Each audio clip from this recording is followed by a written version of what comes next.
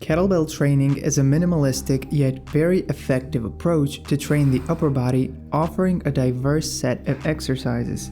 You can do full range of motion movements that improves shoulder functionality, or include shoulder stabilization exercises that enhance your pushing performance and prevent injuries. Either way, kettlebell training can be quite convenient and oftentimes solves three major issues: equipment, strength deficits, and muscle imbalances. It works the little, often forgotten stabilizing muscles that are crucial for building healthy, strong, and functional shoulders. I'll show you 6 functional exercises to build your upper body with only one kettle. Yeah, a very minimalist approach. We're gonna do it as our primal ancestors did it, with rocks.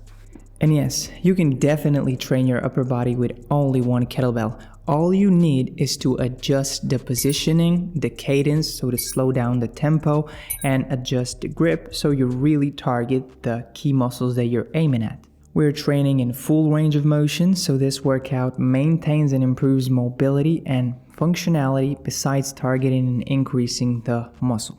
There are thousands of variations, but here are my top 6. Let's dive in. The first one is a single arm overhead press. Looks something like this.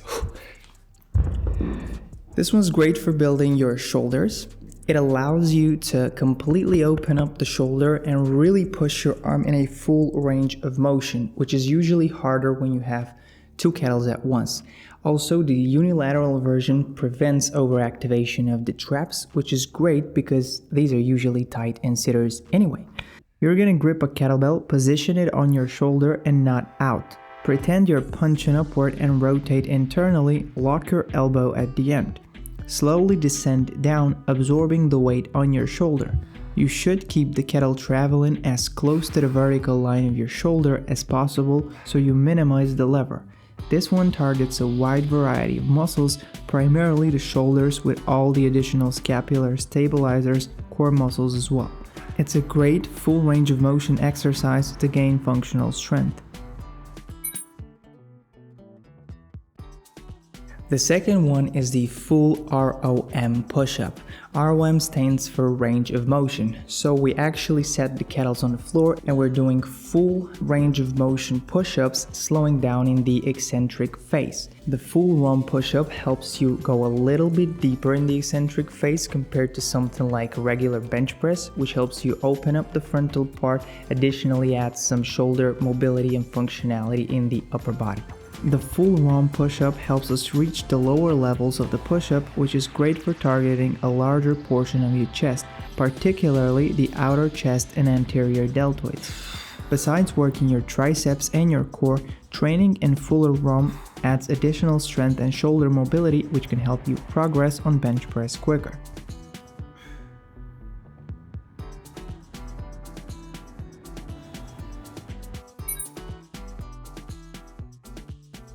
Third one is the single arm row. Just as with any rowing or pulling motion, this targets the back muscles. Because it's unilateral, so it's one-sided, you can really focus on squeezing the muscle without using such a huge weight. It builds the back portion of your body, so things like posterior shoulders, lats, the lower part of the rhomboids and trapezius muscles, different scapular retractors, helping you to not only stabilize your shoulders and scapula, build the back portion of your body, but also introduces an element of core stability. Support your body on a bench, step wider, and grip a kettlebell. From here, tighten your core, straighten your spine, chest up, and we're ready to go. Pull the kettle towards your body by squeezing the shoulder blade back. Hold at the top for 1 second and slowly descend down. This exercise is great for targeting the posterior deltoid muscles as well as rhomboid, latissimus, and lower traps. Quick one. If there's one thing I've learned from 4 years of active research is that energy is key for health. Fatigue is the early sign of physiological dysfunction in the body, which degrades life. Greater energy levels translate to greater vitality, health, and optimal performance. We've packed all this research into a digital product called Energy Elevation. We showcase the 11 strategies to increase your energy levels, from things like fasting and resistance training to HIIT cardio and electrolytes. We cover a lot of practical tips. The goal is to carve an efficient path for greater vitality, well-being, and longevity. If you're eager to join this mission, check the link in the description and join the waitlist. It's a digital set of an ebook, video collection, and a habit tracker. We're planning to launch in Q4, so those who join the waitlist get 20% off 10 days post-launch. Let's get it. The fourth one is the Kettlebell Halo. You're basically holding a kettle in front of your head and then circling around slowly and bringing it back up in front of your head. So what this does is build a bit more functional shoulders. All the little teeny tiny suboptimal sort of movements where you have to stabilize your shoulders to hold the kettle tight is allowing you to build those little micro movements and those little often forgotten muscles that you have deficits in.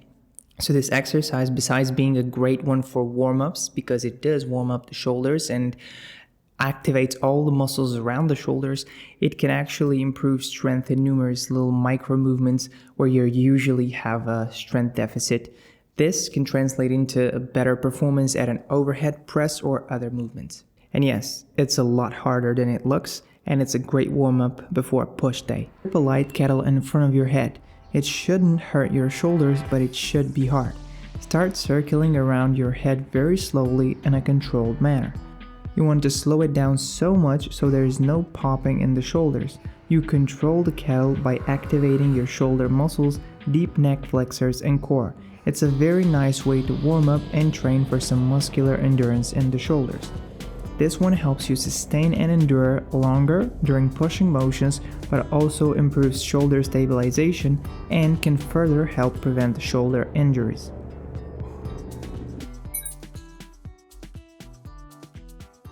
Then we have the Russian twists. Do any of you guys know why it's called a Russian twist? Please comment down below. I have no idea. So the Russian twist basically helps you stabilize your core by sort of transitioning from left to right. The muscles on the other side have to activate for you to not let the kettle go. So I'm not the biggest fan of Russian twists. I see them being used a lot, primarily because the spine in an already rotated position shouldn't be overloaded. It's not the best way to use it. What I do here is pick a lighter load with which I can do about 20 plus reps. It can be a great warm-up for the core and help you improve core stability. However, you shouldn't pick heavy loads here because there's a lot of pressure in the spine if you're holding a weight that's too hard for you to manage and resist against. And yeah, it's great for toning your six-pack because it shreds the oblique muscles and it also tightens the spot around your hips. Get seated, grip a kettlebell, lift your legs with your knees flexed at 90 degrees. Before we start, you should consciously activate your abdominals so we're stable and ready to go. Do very minimal and short twists on each side up until you feel like you have control and you own the movement. There should be no pain in the low back, and it's just the core portion and hip flexors that we feel. In case of any prior injuries or low back pain, completely avoid this one. The sixth one is for biceps, called the horn grip curl. So it's the regular biceps curl you would do, but actually with the horn grip you can really target a slightly different set of still biceps kind of muscles, but targeted in different ways, plus includes your forearms and all the muscles around it. What you want to do if you really want to isolate the biceps, you want to pick a lighter low and really slow down the cadence of it. So anytime you go down into the decline, you really go way slower in the eccentric phase so you can do it in a controlled manner. Slowing down helps you really isolate the biceps and reduce any compensation with other muscles. It's the same as biceps curls done on cables, but we're using a kettlebell. This type of grip activates the outer, longer biceps head more. It promotes a nice pump, great for growing your biceps and adding strength to your pulling motion. The caveat for a quality rep here is speed. You must slow down the movement in the eccentric phase and drop the kettle very slowly, controlling the movement. So why is this workout so good? Well, it's convenience, really. On a rainy day when you aren't going to visit the gym anyway, or just life gets busy and you have a lot on your calendar, or you're just traveling, having one heavy kettlebell that could help you do the full upper body workout, it's pretty convenient and practical. Also, most of us are training the classic strength way, so that's your deadlift, your squat, your overhead press, the bench press, etc. Well, introducing a little bit of variety helps you train the often forgotten muscles in the body.